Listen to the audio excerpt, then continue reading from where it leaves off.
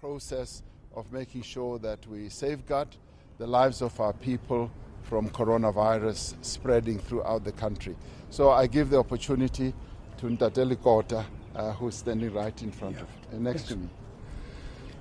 Fellow South Africans, this is the time for patriotism. And patriotism is about the love of your country, the love of your people. Whether they vote for you or not vote for you is irrelevant. We want the people of our country to survive. And we really want to add our voice to what the President announced on Tuesday. It was a decision that, everything having been considered, the President had the mandate and support from all of us to say he must say the things he said. You can see when you look on Sky, CNN, you look at other countries, you can see united action by the peoples of different countries. And we just want to add our voice. Let us carefully consider what the President has said, and let every one of us try to the best of our ability to implement in keeping with those directions. Thank you. Thank you very much. Inko Subtelezi from the IFP. Thank you very much. We, as the IFP, do support our President for the strong leadership that he has provided in this matter, together with the Minister of Health. And we appeal to all people of South Africa not to panic, because our government has all systems in place to make sure that we respond positively to this pandemic. And our plea is to every South African to cooperate and do everything that the President has said that we must do. And also I'd like to appeal to every citizen of this country, those who have domestic workers, to adopt families of those workers and make sure that they've got sanitizers, they've got gloves, they've got masks. That is our contribution, our very small way to make sure that together we fight this pandemic. And I want to conclude by saluting our women in white, our doctors, our nurses, healthcare workers, those who have put themselves at the forefront of this war to protect the citizens of this country. We are together in this. It's a time for us to unite as a country. God bless Africa. Thank you very much. NFP, Honorable Sheikh Imam. Thank you very much. On behalf of the National Freedom Party, let me start off by congratulating government in the initiatives that they have put together. Yes, indeed, we have serious challenges in the company and various challenges. We are dealing with the matter. It has been brought to the attention of government, the exploitation in terms of the high levels of pricing in the country, non-compliance with a large number of people attending different gatherings, but these are matters that are receiving attention. We want to urge all South Africans to come together as one united family. While the economy is having a downturn as a result of what is happening, you can still deal with that. But if you start losing tens of thousands of our people, we cannot deal with that. So we want to urge every one of us, let's work together with government. If we do not comply, we are going to be forced to have a shutdown in the country, and we need to avoid that. So on behalf of the National Freedom Party, we want to thank government and all of us here. Let's work together in the interest of the country. And I want to urge all public servants, all those that are represented in all spheres of government, to come together united, all municipalities, to ensure water is provided to our citizens there, electricity is provided, no evictions to take place currently because our people are going through a difficult time. Thank you very much. From the UTM, our leader, General Bantu Olomisa. Since our Commander-in-Chief, President Cyril Ramaphosa, issued orders on Wednesday, we have been telling the people within our own structures to go out there and warn the people about this pandemic. However, the UDM believes that in order to succeed in combating this virus, we need to have or be guided. Our plan should be guided by 3 principles or more. That is, first, discipline, a clean environment, speed and control. Talking about environment, we must make sure that our immediate environs are cleaned, because if something were to happen coming from those areas which are dumping sites, where you have rats which can easily carry out this virus, we must make sure that we coordinate our work and send a strong message to the municipalities, and also request the construction companies and those who own trucks to make sure that during this period we clean those areas. Thank you. Thank you very much. Honorable Zungula from the ATM. This is a time where we all need to put our differences aside and come together as a nation. Government will not be able to completely destroy this virus on its own. It requires the citizens to play their part. If you look at the likes of China, how they managed to get control of this virus, it is because the people played their part and they complied with all of the regulations that were put in place by the government. So I want to appeal to all of the citizens to listen to all of the regulations as communicated by the government timeously. Because if the people do not act, if the people do not comply, then we are not going to win this battle. The likes of Italy, they are having a lot of people that are currently passing away because initially they undermined or they took for granted the dangers of this virus. Let us not make that mistake as South Africans. Also, I want to appeal to the business community, the private sector, to also come on board, because we've seen other countries whereby the banks have reduced the interest rates, they've made payment holidays.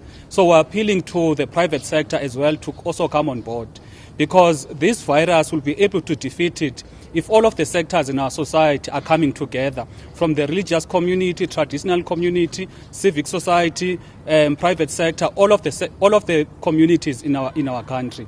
And lastly, I want to appreciate the role that has been played by the religious community by adjusting to their manners of operation due to the instruction of the president.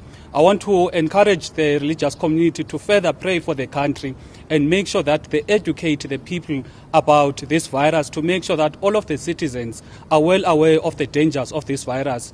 uThixo anigcine, anikhusele, anilondoloze. Thank you.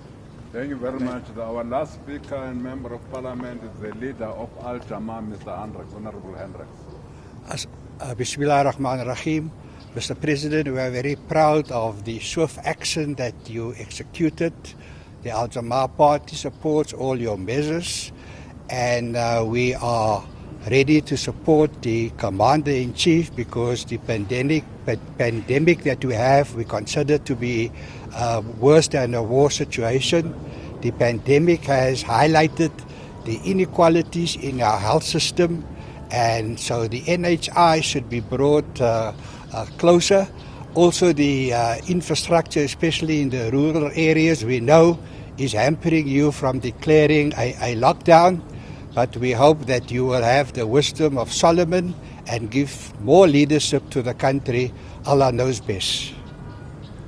Thank you very much. Thank you, colleagues. Thank you very much for coming on a Sunday to give your support to the president and the government. We are now calling another group. We have just had another meeting. Thank you very much, colleagues. Thank you very much. Thank you. We are now calling another group. We have just had a meeting with business, as we have heard from the president. We will now have Minister Patel speaking to us on that meeting, and thereafter we will have business also responding. The president will remain here. The president won't say much because he has a lot on his plate for tonight. So he won't say much now. Minister Patel. Well, first, thank you very much, colleague, and good afternoon to members of the media. Mr. President, we convened a meeting today that the President chaired. It was held with a group of representatives from various business organizations like BUSA, the BBC, BLSA, the Banking Association, the major insurance companies. And it was to consolidate a single approach to the economy, to ensure that we look after the vulnerable, to ensure that we take into account the needs of consumers and of our people. And what the meeting focused on is we gave a report on the work that government is doing, work that we're doing in monitoring the impact of the global slowdown on our own economy, because we sell goods to other parts of the world. We shared with the business community also the work that we're doing to ensure that there's basic stocks of health products in South Africa, that there are food and other stocks available to our people. We provided information on competition exemptions and price regulations that have been published in the last number of days. We also talked about what we can do to support vulnerable enterprises, particularly small businesses, and reach out to workers that are affected by this. I think what came out of the meeting was excellent ideas, lots of proposals and thoughts that were given, which will now be fed into the Command Council that the President will chair this afternoon. And following all of that, the President will, of course, having reflected on all of this, provide a message to the nation in due course later. Really what the meeting did was it showed enormous convergence of thinking and a real commitment to working together, a belief by the business community and government that we can see our way through, that the difficult times we live through, we can in fact do what is right for our people.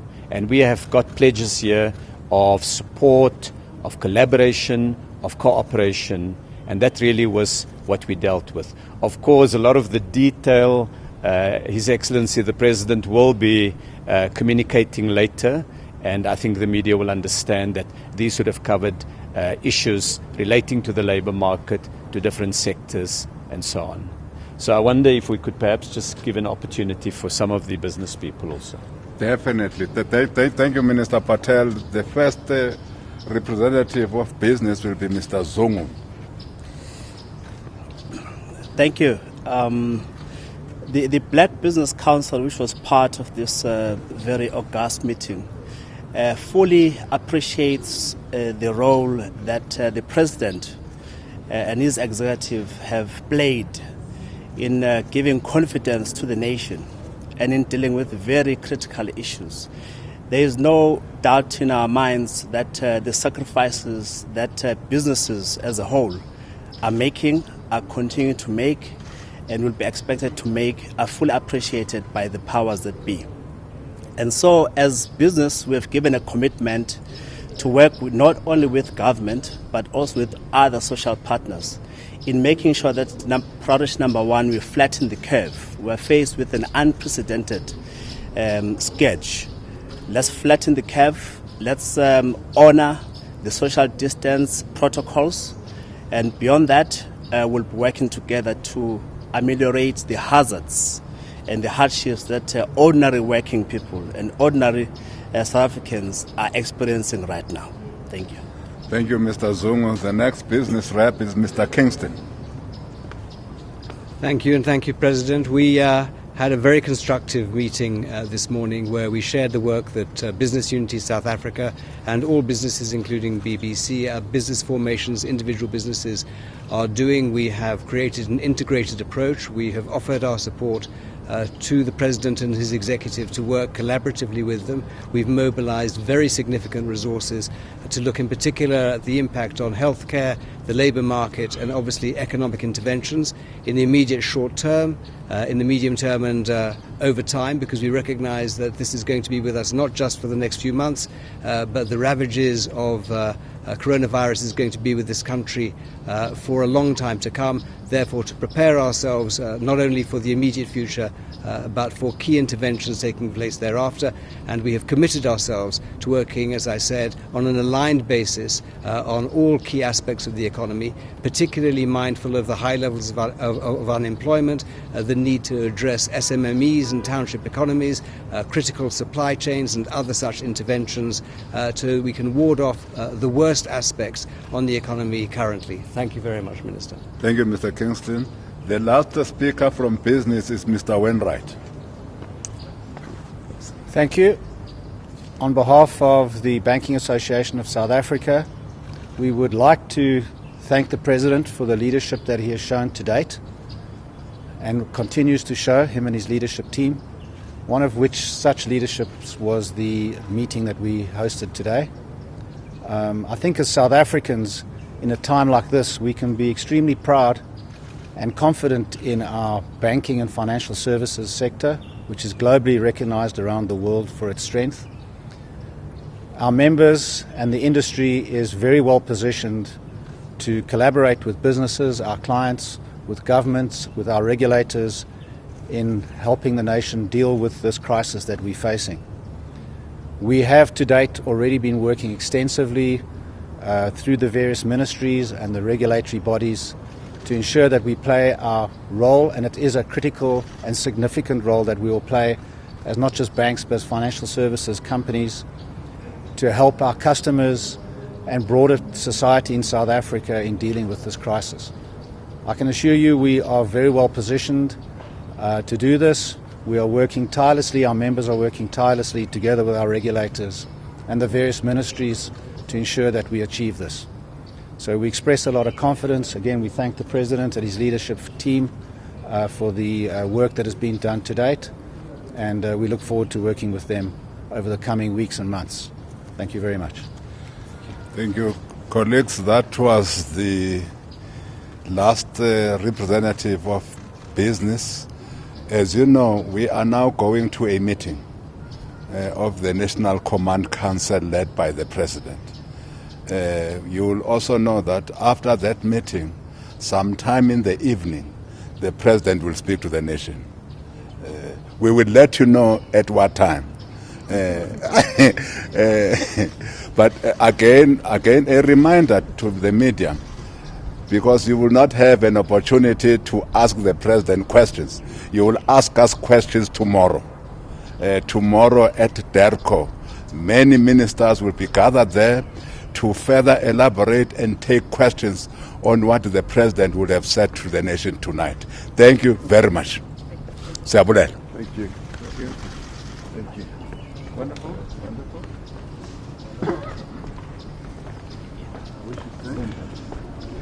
Thank you, colleagues.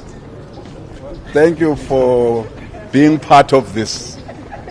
You are part of the team. We appreciate that. I'm waiting for the cameras to go off. So away from the camera.